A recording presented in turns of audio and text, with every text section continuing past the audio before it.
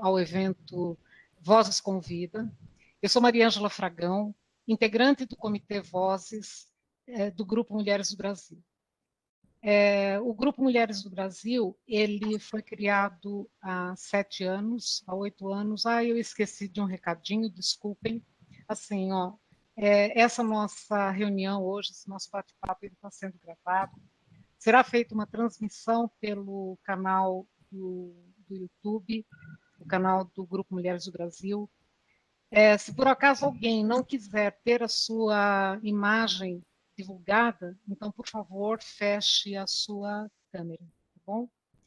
E assim, sejam todos bem-vindos. Eu comecei a falar, eu estou aqui bastante emocionada, porque vocês vão perceber, a gente vai ter um encontro extremamente representativo. Estou com pessoas maravilhosas aqui, mulheres poderosas, realizadoras, e então me perdi um pouco aqui no início, mas vamos lá, vamos em frente. Então, eu estou dizendo que o Comitê Vozes, ele é um dos 22 comitês do Grupo Mulheres do Brasil.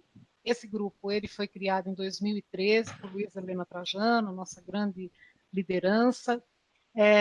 Foi criado com o propósito de engajar a sociedade civil na conquista de melhorias para o país. Né? Tem um foco nas questões da mulher, no incentivo a que a mulher seja protagonista da sua vida, mas de forma mais ampla, o grupo tem essa visão olhando para as necessidades do país. Haja vista aí a campanha da vacina, né, que o grupo tem tido uma atuação tão importante, tão significativa e trazendo resultados, felizmente, para o país como um todo.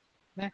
O Grupo Mulheres do Brasil, ele conta hoje com mais de 87 mulheres inscritas, distribuídas em núcleos. Nós somos hoje, já atingimos a marca de 150 núcleos pelo país e no exterior. Né?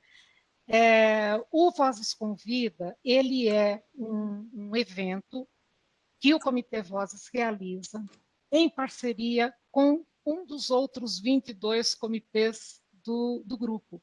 E ele tem o propósito de, ao olhar para as iniciativas desses outros comitês, nós trazermos especialistas, pessoas que debatam essas iniciativas e sempre com aquele propósito de estar levando o conhecimento, de estar fortalecendo a percepção das mulheres em relação a diferentes temas e que sempre em busca do seu crescimento, né, do seu desenvolvimento. No evento de hoje, nós temos aqui um encontro com o Comitê 60+. E escolhemos como tema para esse nosso encontro aquela provocação, né? Tudo que eu queria que tivessem me dito sobre ter 60+. Bom, vocês já devem ter percebido, o cabelinho branco aqui da Maria Ângela é um sinal de que a Maria Ângela está nessa faixa etária. Né? Haja vista que eu já tomei a minha primeira dose da vacina, já tenho aqui 50% da minha imunidade já tá garantida, nos próximos dias aí estou tomando a segunda dose. Então, assim, tenho um orgulho tremendo de ter 64 anos e de estar tendo a oportunidade de estar aqui levando também a minha experiência e acreditando que a minha experiência também pode ser uma fonte de transformação e de reconhecimento de que essa etapa aí dos 60+, ela não é tão tenebrosa assim, ela não deve ser tão temida como muitas vezes acaba assim, né? E eu estou trazendo aqui para ter esse bate-papo conosco, essas duas mulheres maravilhosas, a Vera Fritz, a professora Vera Fritz e a doutora Sônia Fuentes, e eu peço gentileza que cada uma delas, por favor, se apresente. Então, por favor, doutora Sônia Fuentes, quem é você na fila do pão? Eu sou uma pessoa que adora pão, principalmente de panela fresquinha. Adoro a parte que me toca da culinária, é um hobby muito grande. Mas, para me apresentar, eu gostei tanto da provocação que vocês fizeram com essa pergunta, tudo que eu queria que tivessem me dito sobre ter 60+. É uma pergunta que, mesmo que tivesse me dito quando eu era jovem, eu ia passar por cima. Eu ia deletar essa questão, porque a gente tem uma. Enquanto você é jovem, você não se sente, você não tem a capacidade de sentir as pequenas perdas que nós vamos ter durante a vida, durante o envelhecimento, porque o Ai, envelhecimento é um gente, processo. eu adoro! Eu adoro! Nós vamos pedir a todas, por favor, que fechem os seus microfones para que não haja intervenção durante a transmissão. Obrigada. Ok. E eu sempre fui uma pessoa muito observadora e curiosa, e vindo de uma família mineira grande, minha mãe tinha 8 irmãos, passava as férias em Minas, apaixonada pelas minhas tias e tios. Eu olhava aquelas pessoas envelhecendo como donas de casa, como profissionais também. Minha avó foi uma primeira dentista de Minas, e eu achava aquilo extraordinário, como uma pessoa que teve 8 filhos, ela ainda cumpriu com uma profissão que foi até a morte. Até a morte, ela ainda atendia pacientes. Então, eu achava assim que existia um papel meio rígido das mulheres naquela época, né? Até a postura corporal, eu não lembro de ter visto nenhuma tia minha na faixa dos 40 anos, 50, sentar no chão, brincar com os filhos, assim. Havia uns papéis, eram pessoas super amorosas, mas os papéis eram mais rígidos. Eu vejo hoje, eu com 64 também, eu adoro sentar no chão, vou no parque, na grama, brinco com meu neto, deito, viro. E eu sempre fui assim, uma pessoa curiosa, esportista. Eu achava que eu nunca ia envelhecer mal, que ia ser mais uma fase com o nome eu estou velha. Aí nunca perdi também o desejo de conhecer como seria envelhecer bem. Aí na minha vida eu tive a oportunidade de, depois de fazer psicologia, eu fui fazer uma especialização em gerontologia e geriatria na Unifesp, e lá eu tinha muitas aulas, como sendo uma faculdade de medicina, sobre a fisiologia do corpo, as perdas do envelhecimento. Então aquilo eu escutava, mas eu achava que estava muito distante de mim. Isso há 20 anos atrás, mais ou menos. Até a professora de fonoaudiologia nos deu uma paçoca para pôr na boca e falar ao mesmo tempo, para sentir a dificuldade da gente quando envelhece, quando perde a saliva, de falar e segurar pesos, tinha aquelas roupas, tinha andar nas calçadas, para experimentar ser velho como será, né? Para você tentar compreender pela experiência corporal. Aquilo era muito distante, até que eu fui envelhecendo. E eu fui percebendo que mesmo fazendo muitos esportes, natação, bicicleta, corrida, chega uma hora que a coisa pega. Tem uma dorzinha ali, outra aqui, você vai contemporizando. E eu acho que essa palavra é uma resiliência interna. Você vai aceitando isso como uma coisa que faz parte da vida. Então, eu poderia parar e congelar um pensamento, estou ficando velha, vou parar, não vou fazer. Não, eu gosto mais de enfrentar esse meu envelhecimento, essas pequenas dorzinhas que, de repente, eu estou com uma dorzinha, eu vou andar de bicicleta, eu esqueço. Então, é uma resiliência interna que você enfrenta e as coisas vão diluindo. O pensamento da gente é muito importante. Não é ser poliana, mas você ser otimista, você apostar que uma pequenas mudanças, pequenas posturas na vida fazem a diferença. E hoje em dia nós temos a possibilidade, por tantos canais, por vocês, por programas como este, de trazer e conhecer.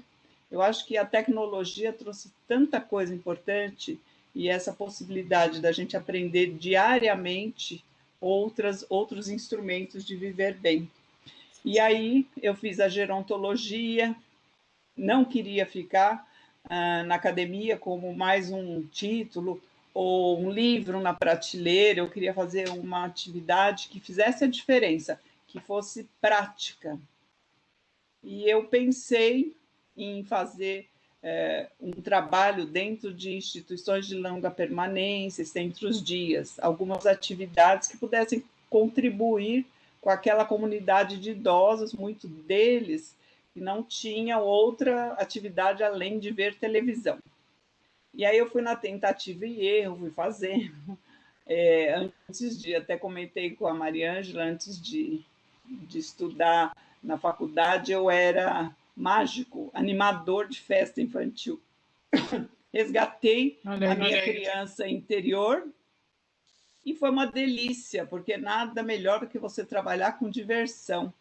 E isso, a gente poder trazer sua criança interior para o trabalho é muito valioso. Você desperta no outro também, né? E aí depois eu fui conferir que tem muitos estudos que indicam as brincadeiras, as coisas. Resumindo, aí eu fiz tudo isso e consegui uma bolsa em Portugal para estudar e ter a possibilidade de trabalhar dentro de centros dias e conhecer uma nova realidade, onde lá eles têm um curso para capacitar pessoas para trabalhar com idosos, animador sociocultural. E eu fiquei encantada e foi muito bom. Aí voltei para o Brasil, implantei no projeto Quixote a capacitação dos idosos com crianças e jovens de vulnerabilidade social. Eles eram capacitados para trabalhar com idosos. A Vanessa Idarco, no Centro Dia Passárgada, me deu essa grande oportunidade de treinar por um ano dentro do Centro Dia e acabou virando um livro de atividades para idosos, com jovens, onde há um trabalho intergeracional. E foi muito interessante porque essas atividades podem ser adaptadas não só para crianças, para adultos, para jovens, você vai adaptando as atividades. E eu fiquei feliz porque o trabalho não ficou na prateleira, saiu da universidade e pode estar contribuindo com isso. Então, essa foi minha trajetória, assim, resumidamente. Muito bom. Muito bom. Obrigada, Sônia. E agora eu queria perguntar para a Vera. Professora Vera, por favor, nos conte. Quem é você na fila do pão, Vera, por favor? Vera? Sou Ah, sim, pronto. mulher, Vamos lá, estamos te ouvindo. sou negra, sou viúva e tenho 70 anos. Nasci paulista, um dia virei paulistana e no outro virei alemã. Mas, de repente, eu não sei exatamente quem eu sou, porque dizem que eu sou 60 a mais, eu sou melhor idade, eu sou terceira idade, eu sou idosa e eu sou velha. Eu sou velha, sim. E daí? Cheguei neste momento de vida porque caminhei, tive a oportunidade de caminhar. Porque a única certeza que temos na vida é a morte. A minha ainda não chegou, por isso me tornei velha. Tive a oportunidade. E quando alguém pergunta esse pensar no envelhecer, a gente está envelhecendo a cada dia. Sempre tem alguém que é mais velho do que você. Dependendo da fase da vida, a gente acha isso ótimo. Eu, quando tinha 13 anos, não podia entrar nos filmes da Brigitte Bardot porque eles eram proibidos até 14 anos.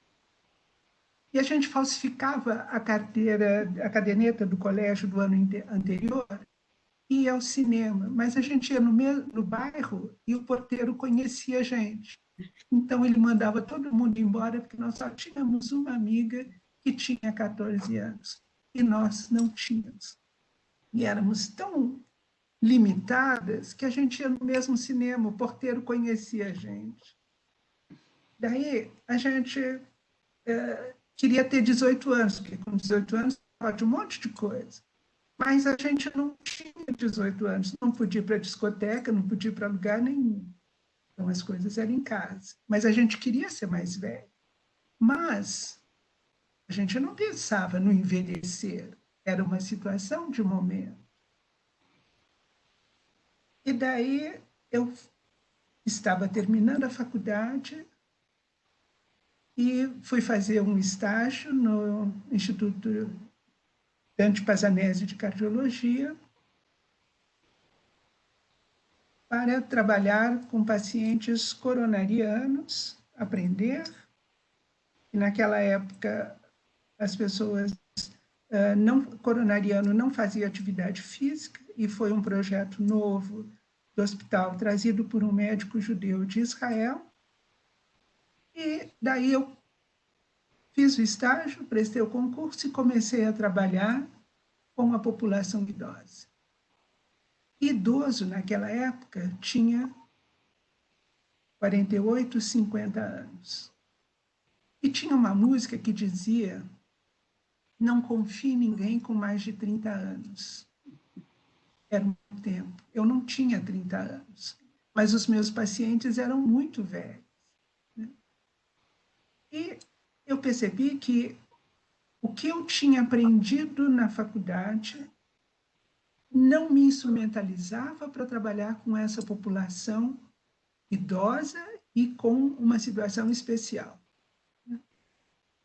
Tive que ir aprendendo no dia a dia, descobrindo. E uma das coisas que me fez muito bem foi ver que, apesar de eu ser jovem, na época eu tinha 25 anos, a minha comunicação com aquela população idosa era muito boa, nós nos dávamos muito bem. Eles confiavam no meu trabalho, eles gostavam do meu trabalho e aquilo foi me alimentando. E um dia, o médico-chefe disse que eu devia fazer um pouco mais, e um pouco mais era fazer mestrado. Lá fui eu para o mestrado, mas o mestrado não era suficiente, eu tinha que fazer o doutorado. E na educação física na USP, naquela época, não tinha doutor suficiente, eu teria que fazer em outra área. E lá fui eu arranjar orientador na Alemanha, arranjei marido, e esse capítulo encerrou.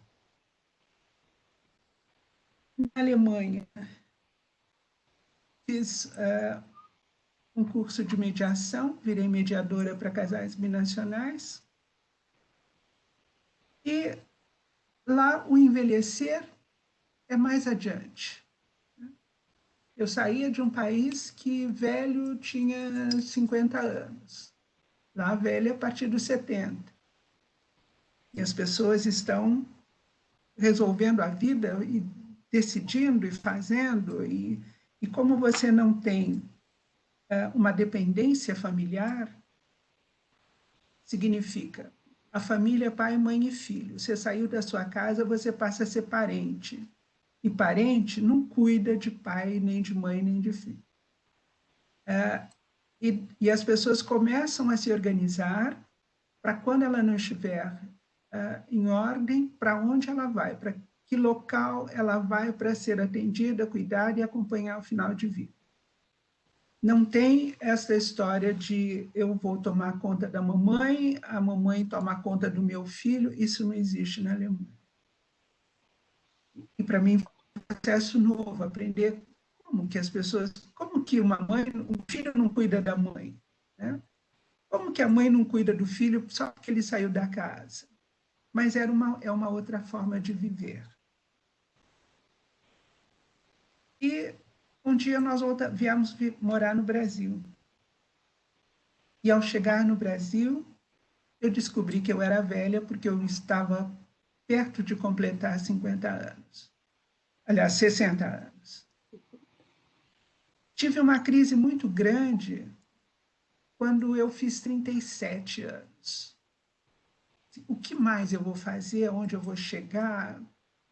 Que vida que eu vou desenvolver? E passou batido. De repente, fazia um mês para eu fazer 50 anos. Eu fiquei mal o mês inteiro, eu falava com as minhas amigas, meu Deus, o que vai ser, até onde a cabeça vai funcionar, o que é que eu vou conseguir fazer, até onde eu vou acompanhar as coisas. Chegou o dia do meu aniversário, não aconteceu nada. Passaram-se 10 anos, eu fiz 60. E uma amiga me ligou e disse, Vera, adiantou você ter tido um piripaque lá atrás, com medo do envelhecer? E eu respondi, o problema é que eu não tinha bolinha de cristal, eu não sabia como é que ia ser. Eu não sabia o que me esperava, mas eu tive medo. E agora eu completei 70. E agora eu estou bem, eu não tive peripaque nenhum, eu estou tranquila, porque percebi e aprendi que envelhecer é um caminho, é uma parte da vida da gente. E a gente vai até onde der. E esse chegar a algum lugar não depende de mim. Ou interromper o caminho não depende de mim.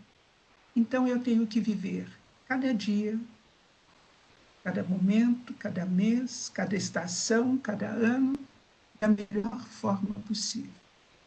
Eu tenho que ocupar o meu espaço, a minha vida e, principalmente, tendo o olhar para o outro, porque é o outro que me faz caminhar, é o outro que me alimenta. E na medida que eu tenho a oportunidade de trocar, de olhar, eu caminho. Eu vivo e envelheço num país plural, um país de velhices diversificadas. E quando a gente pensa na velhice, que velhice é essa? A minha velhice é uma coisa, mas a velhice no meu país, como envelhecemos no nosso país? Quais são as oportunidades de envelhecimento que temos no nosso país? Então, Partir só da minha vida é pouco. Eu não sou exemplo, eu sou vida. E Vera, é desculpa. importante Não, que desculpa, é que possamos ter. Oi, eu tô te ouvindo aqui, Vera, e assim, ó. já deu tempo. Não, eu não estou nem controlando o tempo, não. Eu só assim, a gente percebe claramente no teu falar, no falar da Sônia, que a gente colhe aquilo que a gente tem sido e o jeito que a gente tem vivido ao longo de toda a nossa vida, né? Então, eu conheço uma parte das pessoas que estão aqui nos vendo agora, e olho para a carinha de algumas delas que eu sei que tem provavelmente um terço da minha idade, e fica, né, essa preocupação que as pessoas muitas vezes têm de, qual é o segredo, né? Qual é o segredo? O que que eu tenho? Como é que eu me preparo para chegar lá e chegar bem, né? Acho que fica muito disso, né? E quando começar a aparecer ruga, e quando começar a aparecer o cabelinho branco, e nossa, como é que vai ser o trabalhar, né? O continuar produzindo, vou parar, não vou, me aposento e tal. Então tem essas dúvidas todas, né? E eu fiz agora essa reflexão e eu queria que vocês compartilhassem com a gente isso, né? Se a gente pode partir desse princípio de que a gente vai plantando e a gente vai colhendo, né? E aí a gente chega aos 60 com uma coleção daquilo que a gente conseguiu colher. E se a gente quer, eu como falo assim, né? Ó, eu cheguei nos 60, eu quero mais 6 décadas. Então, e aí como é que eu serei nas próximas 6 décadas, né? Então, faz sentido isso que eu estou falando? Eu acho assim, o envelhecimento é um investimento, é um processo. Como a Vera mesmo falou, a gente sempre é velho em relação a alguém. Então, você já nasce e envelhece, está envelhecendo. O jovem, ele é velho em relação a alguém. Nós estamos sempre envelhecendo e podemos sempre investir, né? Temos investimentos de toda a ordem, as velhices não são iguais, são diversas. Os meus interesses, o modo como eu quero envelhecer, a minha jornada, certamente não vai ser igual à sua, nem da Vera, pode ser ter algumas coisas iguais. Mas, como a gente sabe, né, existem vários estudos, e mesmo o Alexandre Kalash, ele bate nessa tecla dos 4 pilares do envelhecimento ativo, que é investimento na saúde, investimento no social, investimento nas finanças, investimento, são 4, saúde, social, finanças, e qual é o outro mesmo? Financeiro, saúde, físico. O físico está na saúde, né? Então, é importante, mas eu gosto mais do que a Organização Mundial da Saúde fala, que para se envelhecer bem, você tem que atuar com envelhecimento ativo. E esse envelhecimento ativo que eles falam não é você ficar na academia, não é exercitar o corpo, né? É você fazer aquilo que você gosta, você procurar um propósito, procurar um interesse, sempre ter um projeto na frente. Isso é muito importante, essa questão de você ter um propósito, um projeto. E no Brasil, e eu acho que a gerontologia é nova, o envelhecimento é novo, porque até pouco tempo, o velho, como a Vera mesmo falou, na época de 1940, 40 anos já era velho. Hoje em dia, a média do idoso é 76 anos para se considerar velho, e a tendência é que aumente cada vez mais.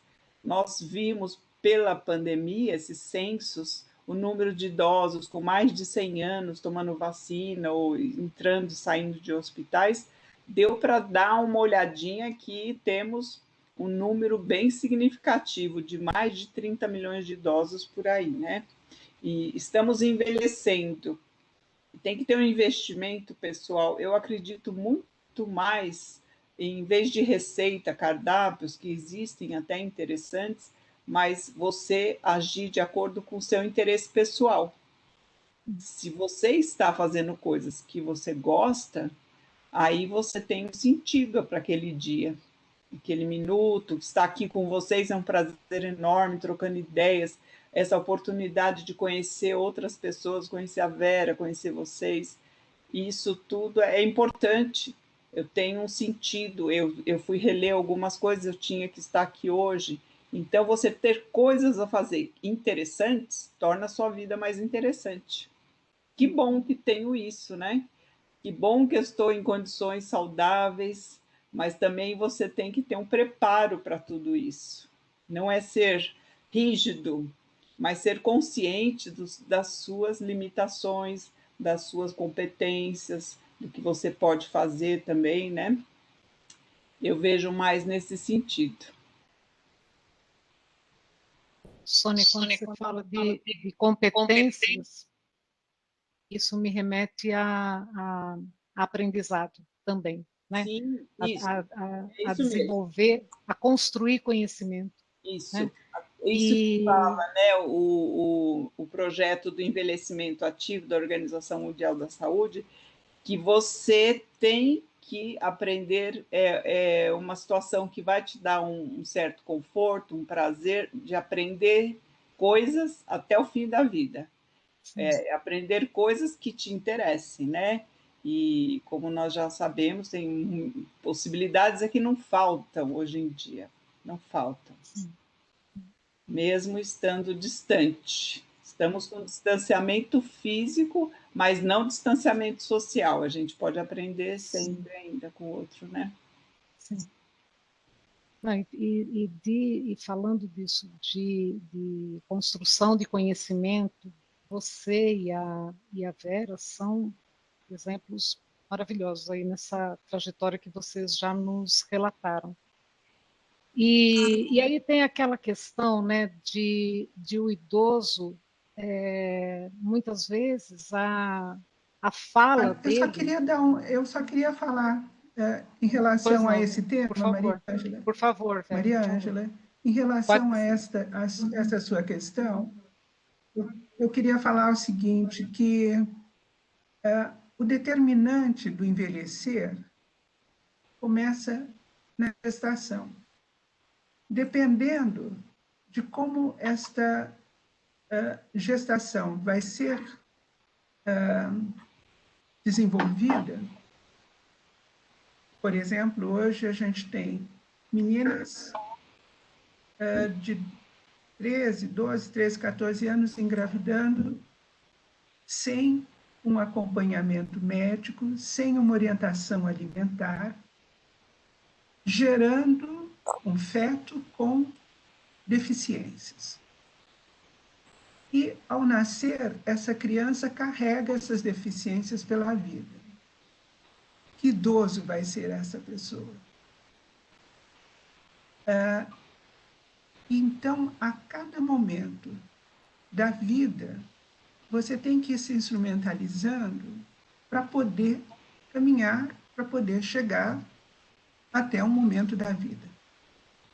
E este período, esse bloco a partir dos 60 anos, é resultado daquilo que eu fiz, daquilo que eu sou, né? Das oportunidades que eu tive ou que eu busquei, da minha forma de ver o mundo, de ver a vida, da minha participação. Eu não passo a ser uma nova pessoa porque eu virei velho.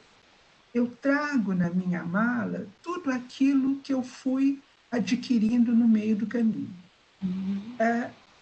Eu posso utilizar o meu tempo de uma forma adequada ou inadequada. Vai depender da minha forma de ver a vida. E dificilmente você joga fora aquilo que você adquiriu, faz parte de você. Então, este envelhecer, envelhecimento ativo, envelhecimento saudável, a quem e como? Né?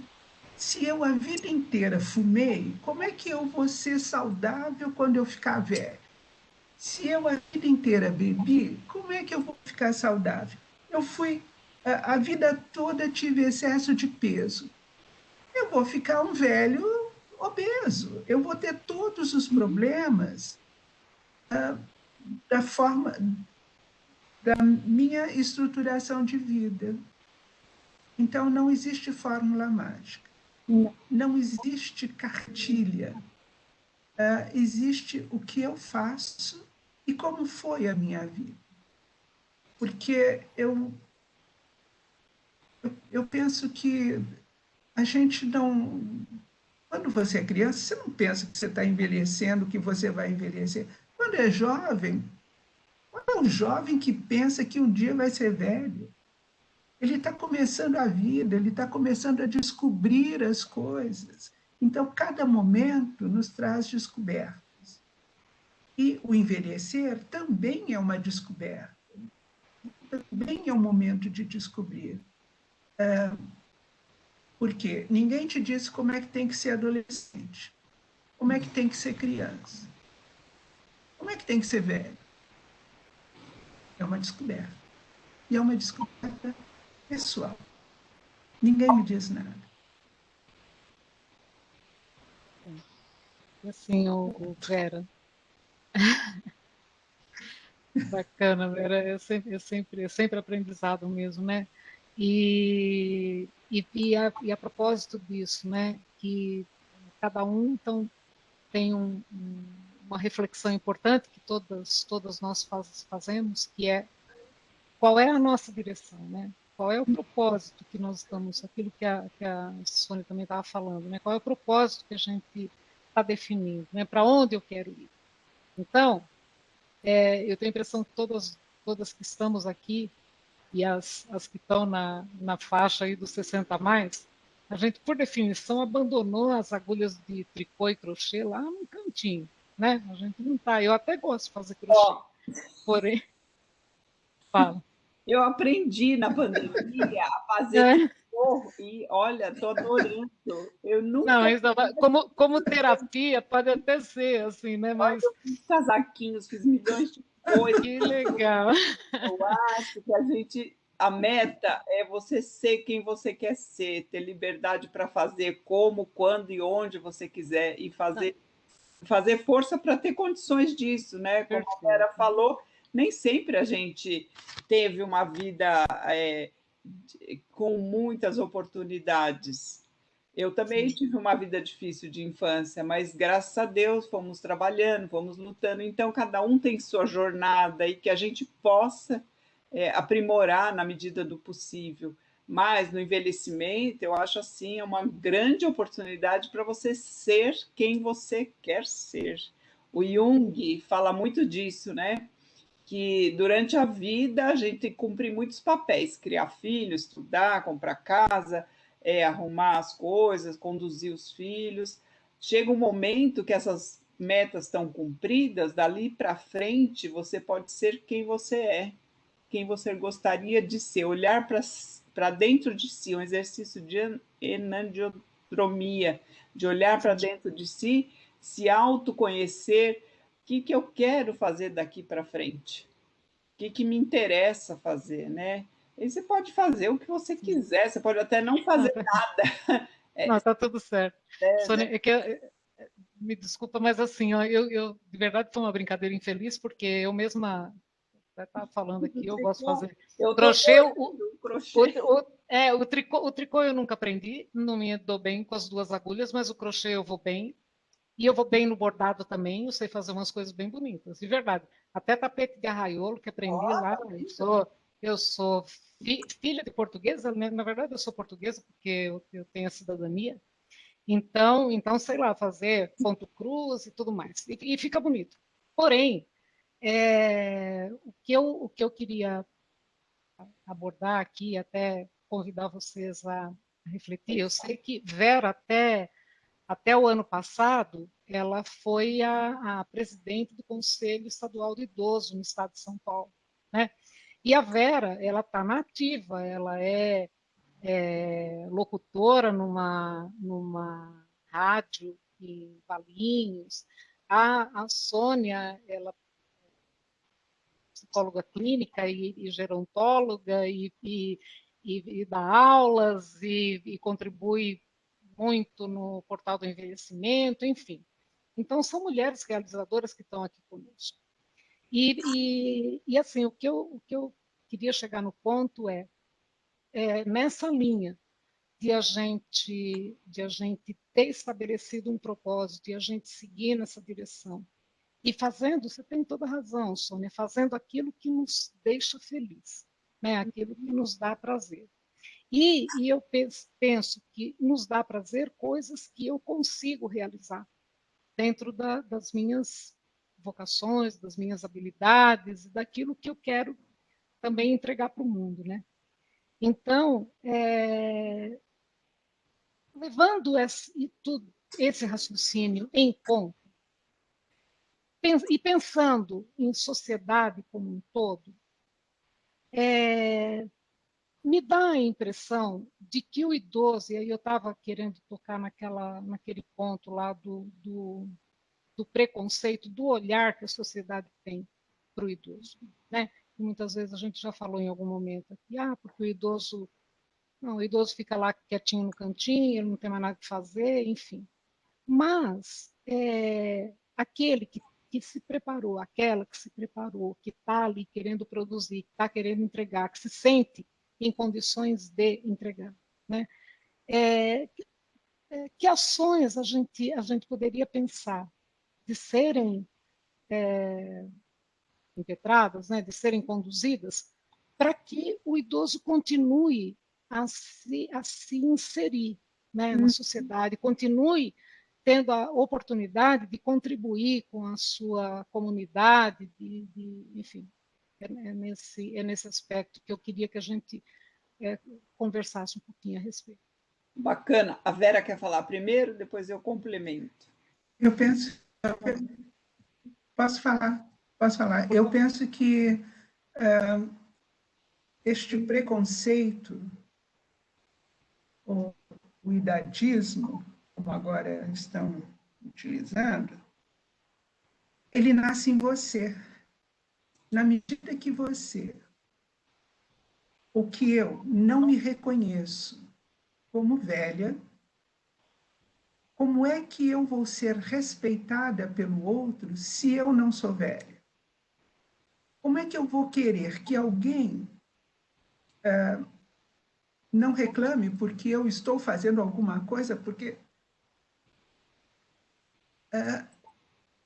e eu não quero ser considerada como velha. Daí eu tenho que fazer plástica, eu tenho que pintar o cabelo, eu tenho que usar a roupinha da moda, o saltinho, o tereré, porque eu não sou velha. Então, na medida que eu não me aceito, eu vou abrindo espaço para que o outro reaja da forma que ele quiser.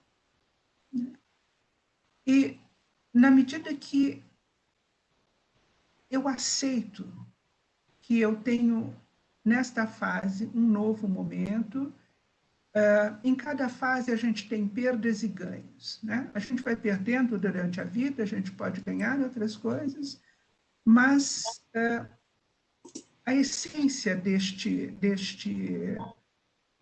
dessa distância sou eu. E como é que eu consigo me comunicar com as pessoas mais novas? Eu sei tudo. Eu sou dona da verdade? Que verdade? Pessoas passam pela vida e não viram nada, não participaram nada, não fizeram nada, e de repente virou velho, passa a ser experiente, produtivo, feliz. A felicidade eu vou buscando a cada momento, a cada situação. Fazer as coisas que eu quero vem a partir das minhas decisões. E as limitações da minha vida que vão determinando esse meu envelhecer. Você falou do bordado, do tricô, tá? Eu sou uma velha que odeia tudo isso, porque eu já fiz, porque na minha época, mulher tinha que fazer bordado, tricô, crochê, costurar, e a minha mãe, católica, filha de Maria, então tinha que fazer todas essas coisas, né? A minha mãe Quando eu não. aprendi a ler, eu vi que ler era muito melhor do que fazer, era muito melhor do que fazer bordado. Então eu tinha o bordado, botava o livro no colo e lia bastante, bordava 2 pontinhos. Meus bordados demoravam 100 anos, né? Mas tinha que fazer. Daí terminava aquele bordado, vinha outro, mas eu já tinha lido um monte de coisa, porque eu adoro ler. E fui, a cada momento, sem atrito, fazendo as coisas que eu achava que devia fazer. Buscando as coisas que eu achava que... A única coisa que eu penso que foi o mais importante, que minha mãe dizia: ou você estuda ou estuda. É a única opção. E esse estudar me abriu caminhos para eu chegar nessa velhice do jeito que cheguei, né? E penso que para as pessoas, para que nós possamos ter um envelhecimento que seja aceito pelos outros, eu tenho que ir explicando o que é esse envelhecer. Eu tenho que mostrar que, apesar de ser velha, eu tenho capacidades, ou não. Dependendo como eu chegar, se eu tiver uma aterosclerose, acabou. Se eu tiver um Alzheimer, eu vou ter... a minha velhice vai ser produto de alguma coisa, mas as pessoas vão ter oportunidade de perceber qual é o produto que eu estou chegando com, né? Porque eu sou velha, né? Por enquanto estou bem, não sei quanto tempo, né? Nós estamos agora na década do envelhecimento que foi estruturado definido pela ONU, né? Daqui 10 anos, se eu sobreviver, terei 80. Mas como é que nós, no nosso país, O que nós queremos para chegar lá, nesses 10 anos? O que vai ser esse envelhecer no nosso país? Como chegar até os próximos 10 anos? A gente teve lendo Nos sobre pilares essa... Desculpa, Vera. Não, nos pilares que a Sônia já citou, né?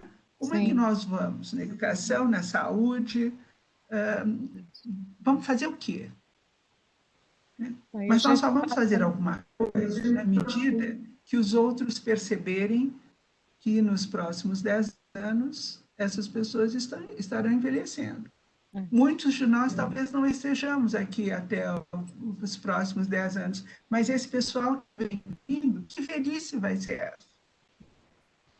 Essa é uma boa... Desculpa, Vera. Não, pode falar.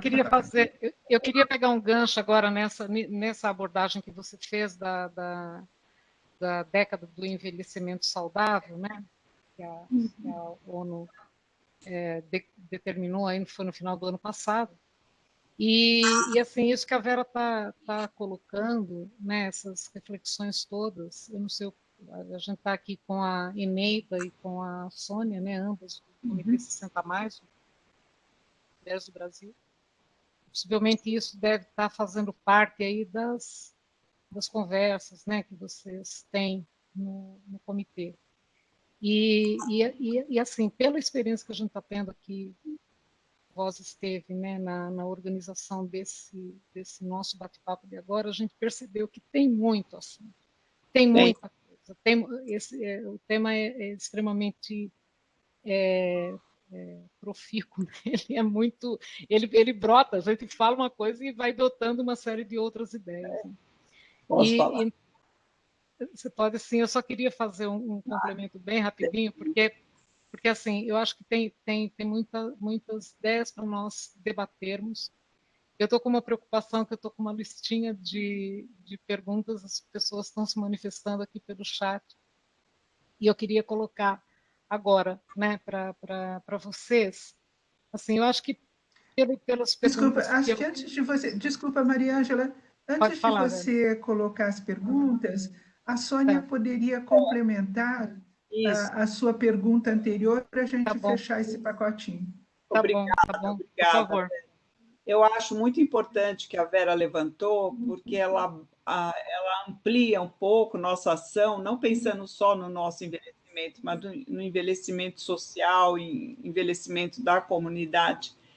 É impossível você dar conta de você ajudar todos, você tem um controle X. Mas eu acho também, Vera, que eu tenho acompanhado algumas iniciativas que eu fico muito feliz, como essa, como trabalhos que eu atendo idoso no consultório, e eu tenho conhecimento das universidades abertas da terceira idade, da Unifesp, da PUC, tem da USP. Então, os idosos não conhecem todas as possibilidades que eles têm de tirar um proveito, de aprender alguma coisa, de socializar, e tem valido muito mesmo virtual a pena para as pessoas diminuírem um pouco a depressão, encontrar amigos, pessoas. E eu também sou partidária de que é um termo criado pelo... esqueci o nome do psicólogo, ele fala sobre os ciclos da vida, né? O Erik Erikson, ele fala o último ciclo da vida, generatividade. Nós temos a obrigação, não é só obrigação, é um prazer, né? É uma ação, você poder contribuir com aquilo que você sabe, ensinar o outro, ensinar um jovem, ensinar uma pessoa que estiver no seu alcance, uma pessoa que trabalha com você, qualquer coisa que você ensine é um grande prazer, não só para o outro aprender, mas para você também sentir que você fez alguma coisa. Então, esse conceito de generatividade eu acho muito importante. Eu acho também importante que nós devemos fazer um levantamento de todas as possibilidades que existem, principalmente numa metrópole como São Paulo, de oportunidades para os idosos. E muita coisa que acontece. E a gente desconhece muitas coisas. Agora, na pandemia, cartilhas de serviços apareceram na PUC do Rio Grande do Sul, na Unifesp, na USP. Tem um material riquíssimo, mas nem eu sabia, eu fui descobrindo, né? Mas precisa fuçar. Então, tem uma infinidade de possibilidades hoje que a gente desconhece mesmo. E é isso que eu queria falar. Perfeito, muito obrigada, Sônia. Então, assim, realmente é o caminho de a gente continuar debatendo e a gente continuar identificando, né, essas oportunidades, tanto o preparo para, né, os 60 a mais, quanto o continuar, né, e não é o continuar só do indivíduo, mas é de todo o entorno ali que está disponível, né, para essa continuidade. Deixa eu só colocar aqui rapidinho, eu estive dando uma olhada nas perguntas, me dá a impressão de que algumas delas, tanto Vera quanto Sônia, de alguma forma abordaram. Por exemplo, tem uma pergunta da querida Vanessa, e uma daquelas jovenzinhas aí que deve ter 1/3 da minha idade. E ela pergunta assim, o que mais surpreendeu vocês quando vocês atingiram os 60 a mais? Assim, falando do lado pessoal, né? Que impacto vocês tiveram? A Vera já deu eu acho que já deu uma resposta, mas se quiser repetir, Vera, por favor. Eu acho que,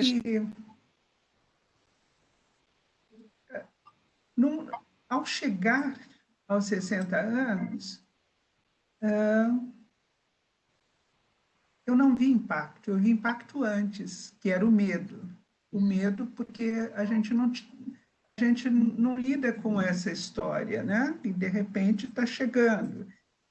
E para mim, 50 anos era a idade dos meus pacientes, né? Então, eles estavam perto de morrer e não morreram, né? E eu cheguei perto e estou acabando. Então, foi lá atrás, nos 50 anos.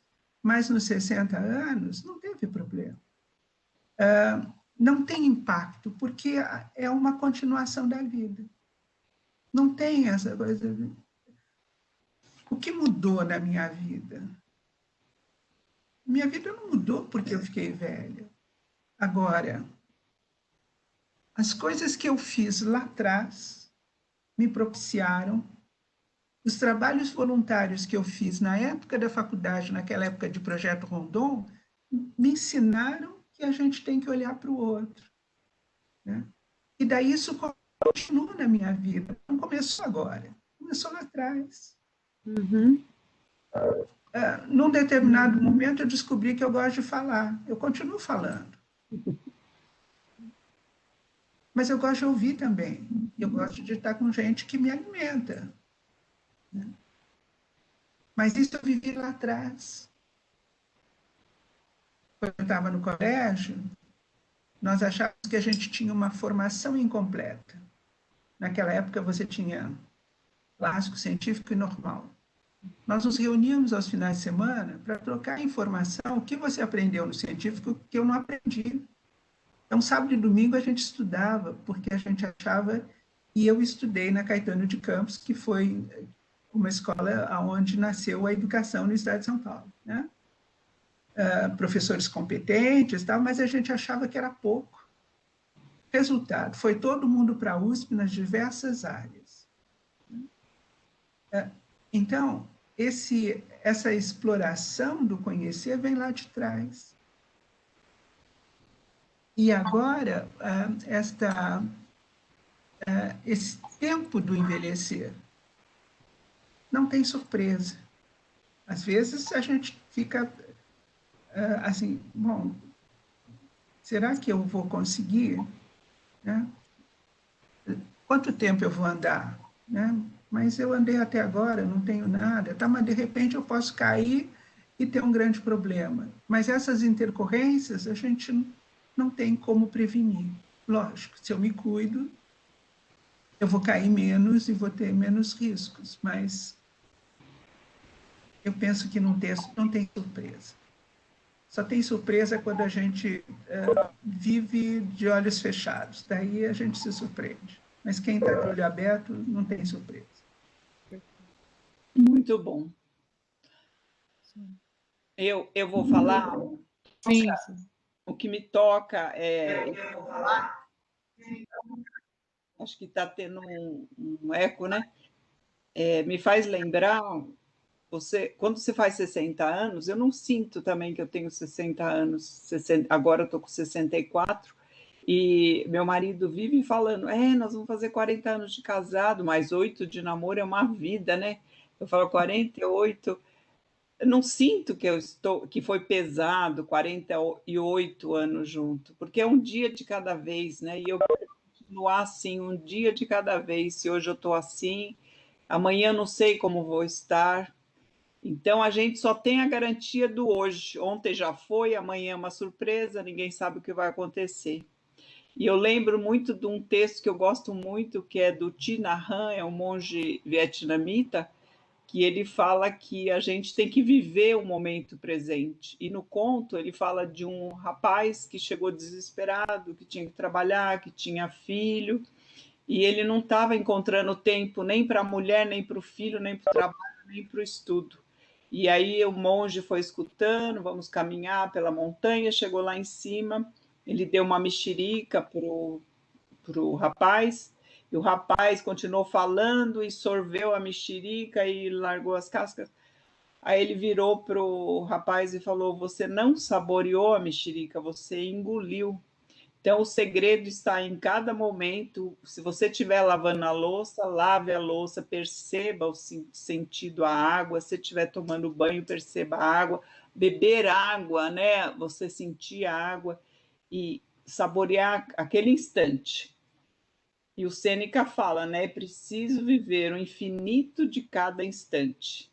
Eu acho que hoje só isso que a gente tem. E aproveitar isso que a gente tem o hoje. Amanhã ninguém sabe. Uhum.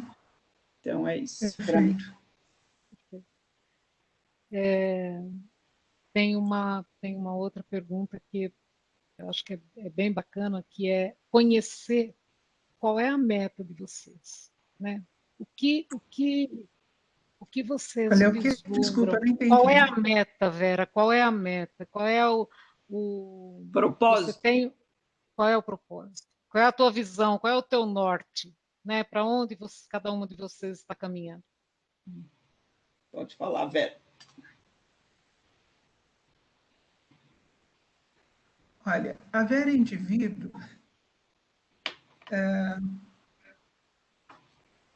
está achando que o tempo está acabando, né? Agora, a Vera pensando na função que ela tem hoje, é que nós tenhamos políticas públicas voltadas para a população idosa de forma efetiva, que nós saiamos dos discursos, das conversas e tenhamos um plano de ação efetivo para atender às diversas delícias que nós temos. No município, no Estado, no governo federal, nós temos ações, nós temos pessoas fazendo as coisas, nós temos políticas públicas, mas nós temos um grande problema. A cada momento, quem assume apaga o que o outro fez e inventa a roda num carro que já está andando. Então, nós precisamos clarificar qual é o caminho, o que é que vai ser feito. Porque as pessoas que estão envolvidas com o envelhecimento, estão dando palestra, que estão trabalhando, acaba conversando sempre com as mesmas pessoas. Então, você vai no fórum, você vai numa palestra, são as mesmas pessoas, né? Agora, aqueles que vão executar, aqueles que vão no poder público, os nossos deputados, vereador, prefeito, não tem noção. Nós estamos falando sempre para nós mesmos. Então, a gente precisa falar para o outro que vai distribuir o dinheiro para as ações, quais as necessidades.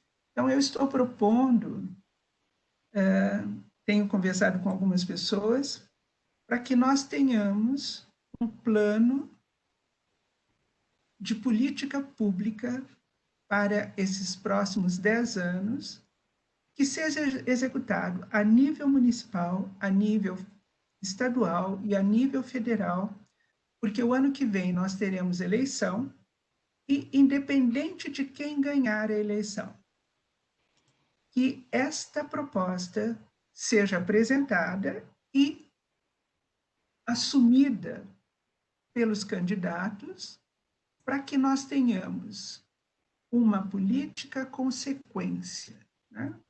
E nos próximos 10 anos as coisas aconteçam. Você pode melhorar uma ação, mas você não pode deixar de lado porque não foi você que inventou.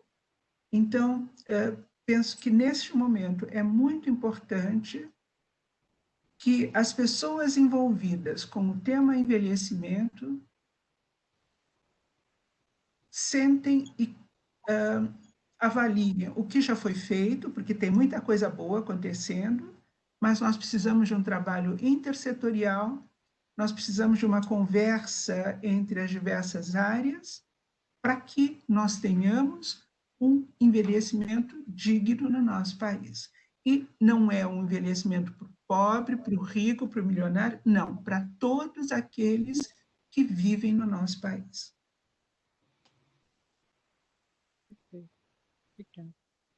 Sônia? A minha contribuição não é política, mas é dentro da minha competência, que continuo gostando demais de ser psicóloga clínica, trabalhando mesmo virtualmente, vou recomeçar uma hora também, voltar ao consultório, que está me aguardando. Estou dando cursos, tenho descoberto que eu gosto muito de estudar cada vez mais, aprender, conhecer coisas, novos livros, trabalho com muito gosto, eu aprendo com os pacientes também, tenho aprendido demais com os pacientes, isso me enriquece muito.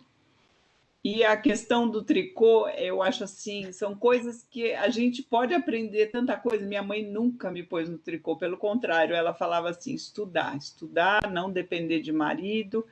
E na pandemia eu fui descobrindo algumas outras habilidades, espero descobrir outras também, porque a gente pode, né, conhecer e trabalhar em diversas áreas. Jung falava assim que nós temos dentro de nós diversas deusas, que uma vida só não vai dar conta de você expressar cada dessas deusas. Então, vamos aproveitar as oportunidades e contribuir, cada um da sua forma, né? E é isso. Que delícia, que delícia. Obrigada, Sônia, obrigada. Assim, eu acho que a gente já ultrapassou um pouquinho aí o nosso horário. A gente está lamentando, mas vamos fazer um fechamento. E assim, eu já lancei aqui dentro, eu junto com as meninas com quem a gente organizou, se preparou aqui para esse nosso encontro, que nós percebemos que o tema é tão profundo, tão abrangente, e a gente está tendo umas ideias aí e aí possivelmente fazendo uma parceria com o Comitê 60 Mais, de a gente criar um tipo de um seminário, um workshop, sei lá, e a gente fazer sessões assim com uma determinada periodicidade, de maneira a poder ir desenvolvendo e ir nessa direção que a Vera nos sugeriu aí de pensar, né, que ações podem ser, que projetos, que propostas a gente pode levar adiante até para os nossos governantes aí, para que a gente crie melhores condições para o que virá, né? Então, eu quero pedir aí a Vera, Sônia, por favor, deixem uma mensagem final assim para a gente fechar esse nosso encontro. Quem quer começar? Eu gostei desse texto do Epiteto, que é uma sugestão: encare a vida como um banquete. Pense em sua vida como se ela fosse um banquete, em que você precisasse de se comportar com elegância. Quando lhe passarem as travessas, pegue-as e sirva-se de quantidades moderadas. Se uma travessa não lhe for passada, saboreie o que já está no seu prato. Ou se a travessa ainda não chegou às suas mãos, espere pacientemente a sua vez. Mantenha essa mesma atitude de contenção e gratidão delicadas no trato com seus filhos, cônjuge, carreira e finanças. Não há necessidade de ansiar por alguma coisa, invejar ou apoderar-se do que, seja lá do que for. Você receberá sua devida porção quando chegar a sua vez. Muito bem. É isso. Obrigada. E Vera, professora Vera, por favor. Bom,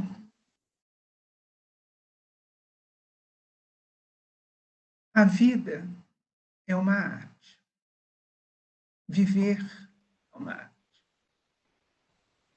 Mas a base deste viver está relacionado com direito e dever. E o direito e dever fazem parte da cidadania. Sem ela, eu não vou a lugar nenhum. Se eu não participo, se eu não cobro e delego para o outro, os outros é que vão resolver a minha velhice, os outros é que vão decidir. Nós precisamos fazer parte da vida no nosso país. E para isso, nós temos que estar atentos e começa no seu bairro, na sua rua, no seu município, no seu estado, no seu Brasil. Só teremos o envelhecimento digno, saudável, ativo, quando cuidarmos da criança. Um país que não cuida da criança vai viver mal, vai envelhecer mal. Precisamos ter este olhar para que um dia esse país mude de verdade. Para que um dia envelhecer neste país seja bom para todos aqueles que aqui vivem. Não é a responsabilidade do governo, é responsabilidade nossa. E daí, o que é que eu estou fazendo para que possamos ter uma melhora nesse caminho?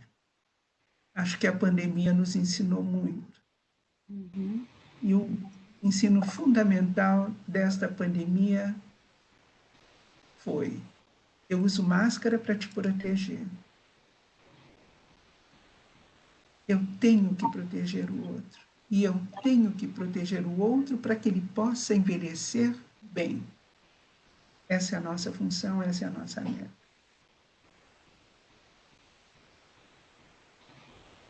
Muito bom. Obrigada. Assim, ó, eu não sei se dá para ver, mas acho que não estou com óculos, mas a emoção bateu aqui, de verdade. Escorreu umas lagriminhas. Tem uns negócios que acontecem, abre umas torneirinhas assim enfim, numa hora inapropriada. Né? Eu estou extremamente feliz com essa oportunidade. Aprendi muito com vocês. Já combinei com a Vera, vou combinar com a Sônia também. A gente vai tomar um chá da tarde aí alguma vez. Primeiro a gente começa no virtual, depois a gente vai ter, se Deus quiser, a oportunidade de a gente estar se reunindo também. Aquilo que a gente está falando de a gente poder desdobrar esse tema em N outros. Eu, pessoalmente, vou batalhar aí para a gente viabilizar. Luciana está aí já endossando também, eu acho que as outras meninas do Comitê Vozes também, então nós estamos todos aí dentro desse propósito. Eu de verdade acredito que a gente conseguiu aí passar para vocês uma mensagem bacana de que a gente pode, aquilo que a gente costuma dizer dentro do grupo Mulheres do Brasil, né, de que a mulher pode estar onde ela quiser estar e ela pode fazer aquilo que ela quiser fazer. E isso vale para todos os momentos da vida dessa mulher, né? Então, que vamos nos manter aí firmes nesse propósito, com as mensagens que a Sônia e a Vera nos passaram, de a gente conseguir construir aí para o nosso redor, né? Começando da nossa casa, no bairro e nas nossas comunidades, a valorização, né? E a conscientização e a criação do entendimento, né? De que todos nós juntos podemos fazer coisas bacanas acontecer. Eu quero agradecer profundamente e obrigada a todos. E vamos continuar essa jornada. Também, Mariângela, eu agradeço a você pela oportunidade, agradeço a oportunidade de saber que existe esse grupo de mulheres, esse comitê de vozes, o Comitê 60+, mulheres ativas e, principalmente, estas mulheres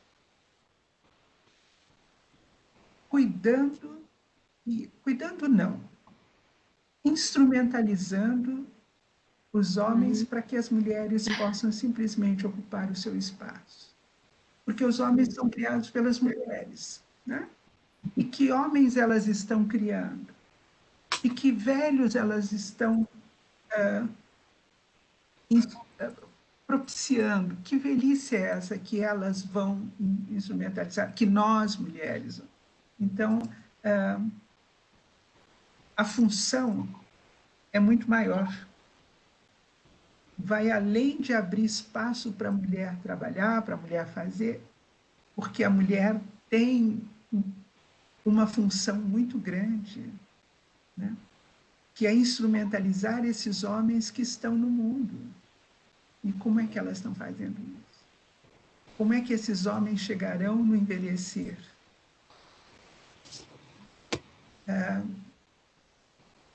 Eu penso que esse grupo é muito importante, muito importante.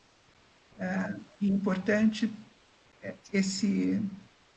como são vários setores diversificados, que esses setores estão conversando e buscando caminhos, e isso é muito bom. Isso é bom, a gente não precisa estar só num quadradinho, né? E, de repente, tem várias histórias por aí, e isso deixa a gente muito curioso, e isso é gratificante. Isso vale a pena. Isso vale a pena viver, porque tem gente fazendo coisa boa. Isso é bom. Muito bom. Muito obrigada. Muito obrigada.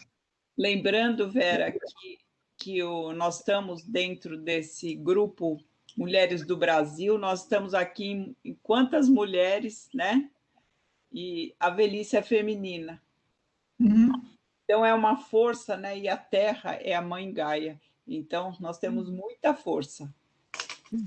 Sim, que lindo. Então, mas essa velhice é feminina porque esses homens não foram orientados na infância a cuidar de si. Isso mesmo. Então, ele chega na velhice, ele continua cuidando. Ele não vai ao médico, ele não vai... Porque lá atrás, ninguém falou para ele que ele tinha que se cuidar, né? Ele não percebeu isso. Por isso a velhice é feminina.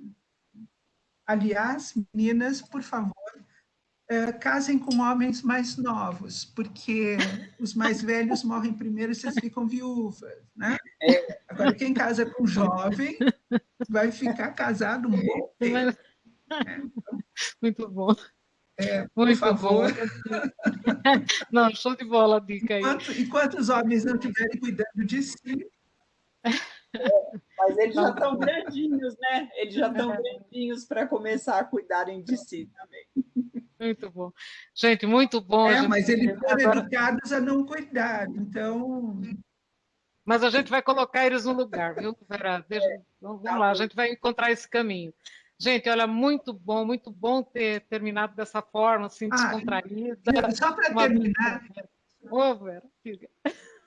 Mariângela, eu só queria uma coisinha para terminar. Já que estão as mulheres aqui, só mulheres, por favor, tem o José que Fuentes elas aqui auxiliem conosco. os maridos.